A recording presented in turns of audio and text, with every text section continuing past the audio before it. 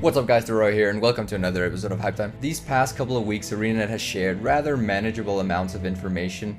At times it's even felt like they were just stalling time with their lackluster amount of info they put out. But this week they basically shared everything about the changes that they're making to the trade system, as well as the changes that they're making to the current trades. The live stream where they showed these off took 4.5 hours. So there's literally no way to summarize all of these changes in the short format that Hype Time is.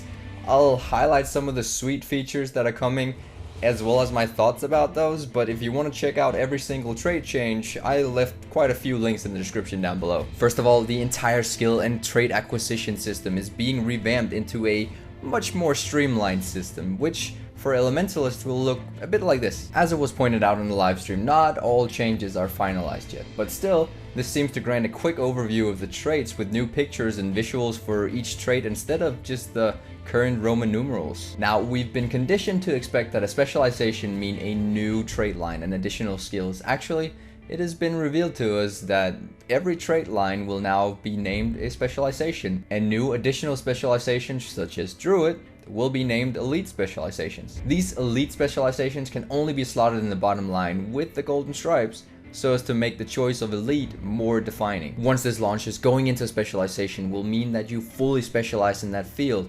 That means that overall, you can now select 9 major traits instead of the usual 7, meaning every trait for all 3 simultaneously possible specializations will be available at the same time, even Grandmaster traits. Whoop whoop, more power! The second major thing that's coming is that trait line stats will be separated from the new specializations. Instead, what will happen is that the base player stats will be increased, as well as the weapon and armor stats. This is major because by splitting traits and stats, you don't need to choose useless stats just because your build requires a specific trait. If you want a quick overview of just how impactful this has the potential to be just for the dungeon community, go and check out Nike's video on his initial excitement. But keep in mind that with this new change, most traits are being changed and or moved on the specialization line to accommodate for the fact that, for example, you can't pick an adept trait in your master trait spot, resulting in ArenaNet not completely killing off every meta build. The third enormous change that's coming is the method of how to acquire traits and skills. Most veteran players, myself included,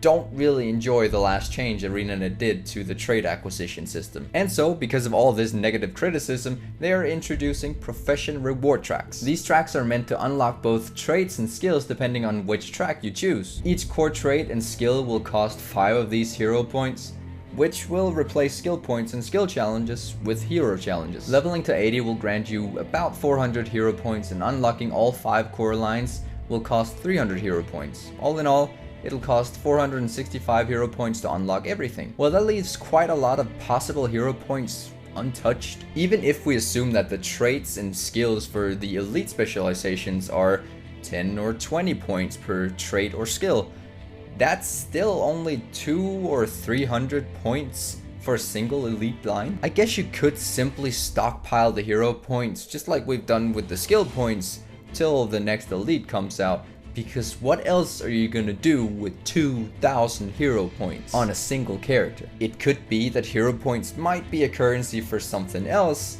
but given the fact that there's a finite amount of hero points available to a single character, it could lock thoughtless players out of ever unlocking all traits and skills. That is, of course, unless we'll also get hero points for leveling up after level 80. Though I believe experience after 80 will contribute towards the mastery system. As for your stockpile of skill points from champ packs, well, they'll be converted into a new crafting materials for the Mystic Forge, effectively splitting skill acquisition from monetary gain. For now, I'm not entirely sure how to feel about that.